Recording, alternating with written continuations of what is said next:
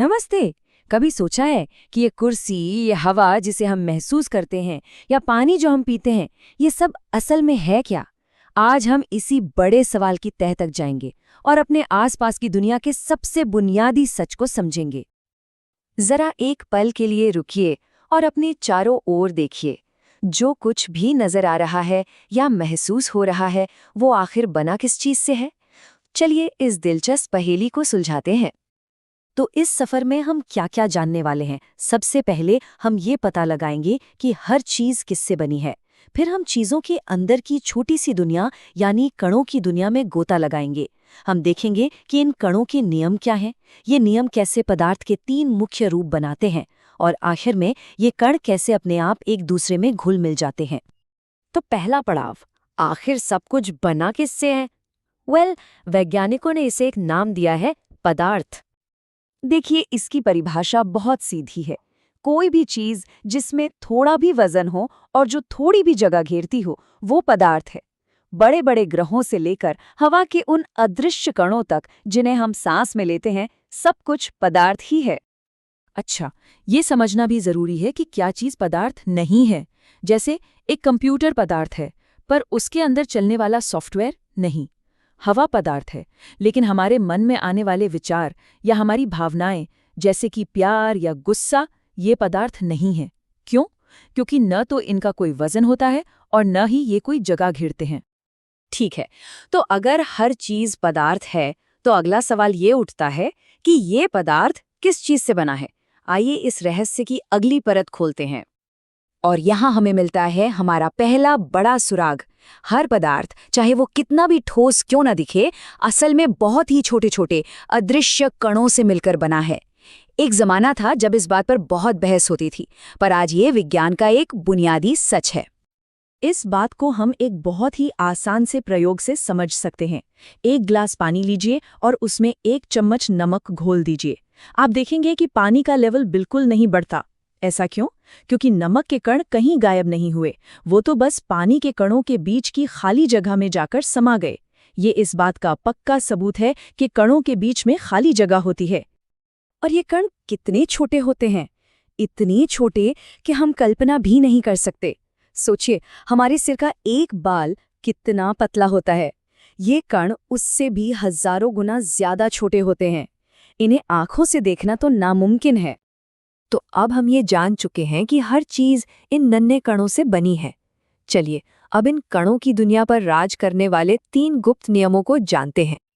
बस तीन बहुत ही आसान से नियम हैं जो इन कणों के पूरे व्यवहार को कंट्रोल करते हैं। पहला, उनके बीच खाली जगह होती है। दूसरा, वे कभी रुकते नहीं, हमेशा चलते रहते हैं। और तीसरा, वे एक दूसरे को अपनी ओर खींचते हैं। बस यही तीन नियम हमारे आसपास की पूरी दुनिया को आकार देते हैं। पहला नियम तो हम पहले ही देख चुके हैं। कणों के बीच हमेशा खाली जगह होती है। याद है वो नमक और पानी वाला प्रयोग? वो इसी नियम का सबसे अच्छा सबूत है।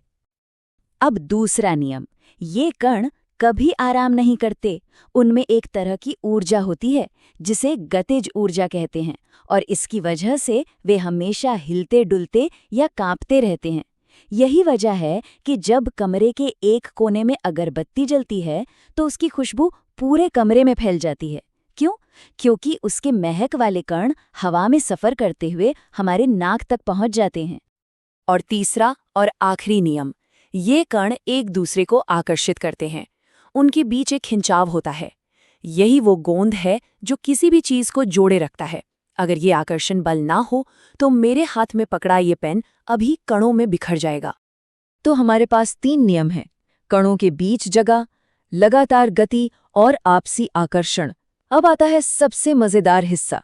चलिए देखते हैं कि कैसे यही तीन नियम मिलकर पदार्थ के वो तीन रूप बनाते हैं जिन्हें हम रोज देखते हैं: ठोस, तरल और गैस। यहाँ इन तीनों में फर्क बिल्कुल साफ है। देखिए, ठोस में कण एक दूसरे के बहुत करीब होते हैं और उनमें आकर्षण सबसे ज्यादा होता है, इसीलिए उनका एक निश्चित आकार होता है।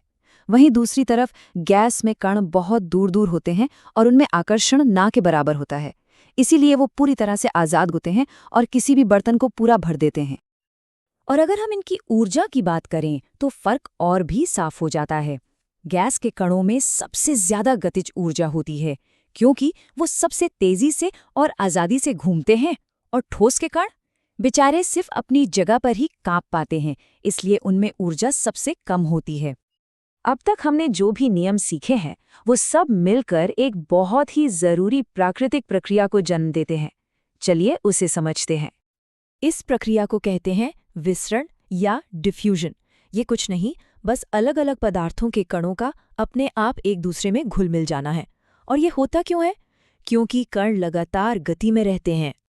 डिफ्यूजन हमारे लिए कितना जरूरी है, इसका एक बेहतरीन उदाहरण है मछलियां। वो पानी के अंदर सांस कैसे ले पाती हैं? क्योंकि हवा से ऑक्सीजन के कण डिफ्यूजन के जरिए ही पानी में घुल जाते हैं। सिर्फ यही नहीं, जब हम सांस लेते हैं तो हमारे फेफड़ों से ऑक्सीजन का खून में मिलना भी डिफ्यूजन का ही कमाल है। तो चलिए एक बार जल्दी से सब कुछ दोहरा लेते हैं। हर वो चीज जिसमें वजन है और जो जगह घेरती है वो पदार्थ है। हर पदार्थ छोटे छोटे हमेशा चलते रहने वाले कणों से बना है।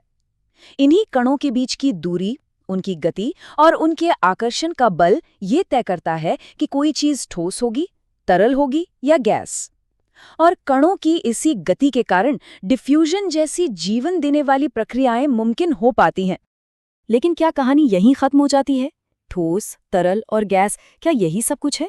जरा सोचिए, क्या होता होगा जब पदार्थ को सूरज की तरह करोड़ों डिग्री पे गर्म किया जाता है, या फिर उसे ब्रह्मांड के सबसे ठंडे तापमान तक ले जाया जाए।